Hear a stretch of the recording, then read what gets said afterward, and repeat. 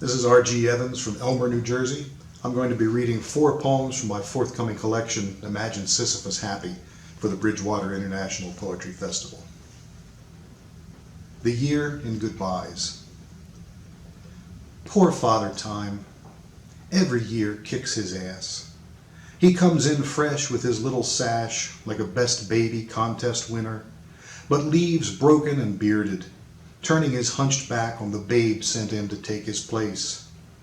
That's all we ever see, the coming, the going, the geezer and the babe. What of the rest of the year? The toddler in February, playing catch with Cupid's darts. The whining schoolboy of March, praying the longest month will end. The horny lad of spring, flirting with April and May.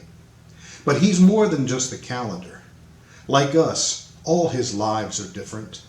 He can feel a month's headlines in his arthritic knees. Global news gives him lumbago. Oh, and what some elections do to his hemorrhoids.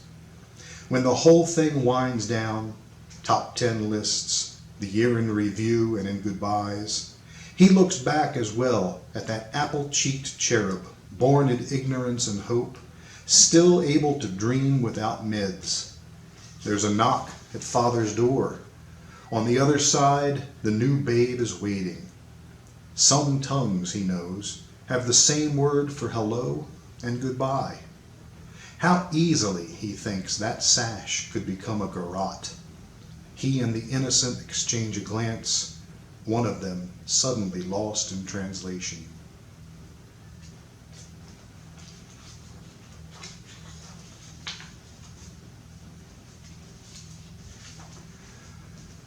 Almost Holy. My niece is addicting mice to cocaine. The cause is science, the university is temple, so it's almost holy. Poor little buggers. Their tickers get to ticking, and pretty soon they dream that they are rats, that they can fly, that they are rats with wings, pigeons soaring over mouse and rat, the god of mice, of rats, of birds. Until morning, when they'll believe that they are dead. Then the true God comes in a cloud-like lab coat, the resurrection and the life. I used to dream I was a mouse, but I am only a flea upon a mouse's back. But sometimes, the blood is so sweet, I feel I'm the uncle of light, riding bareback and holy through the temple. The title of this poem comes from Jack Kerouac's On the Road. The Fantastic End of America. First the bang, then the whimper, now this. Our Lady of the Highways, hitching a ride west where even she believes she'll find the dream. She ends up hoofing it, skulls like globes underfoot, indigenous stepping stones across rivers and arroyos, deserts and grassland plains.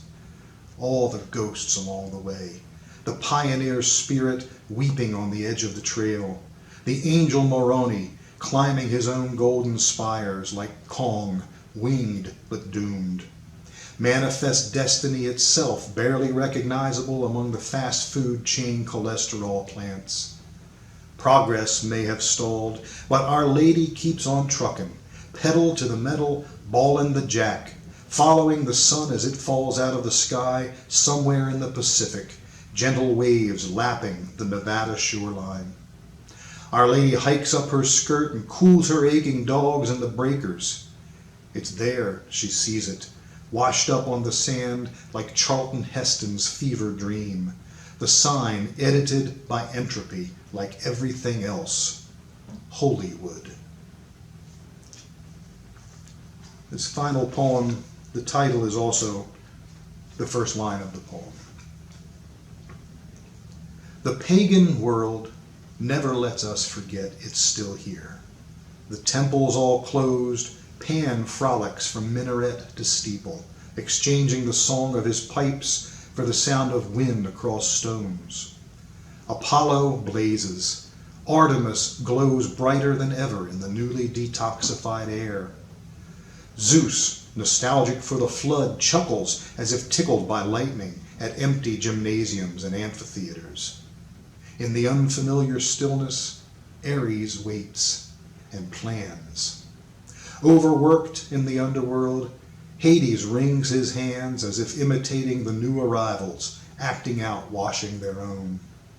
And out on every deserted road, Pandora shakes her nearly empty box, rattling inside her one gift that remains. Thank you.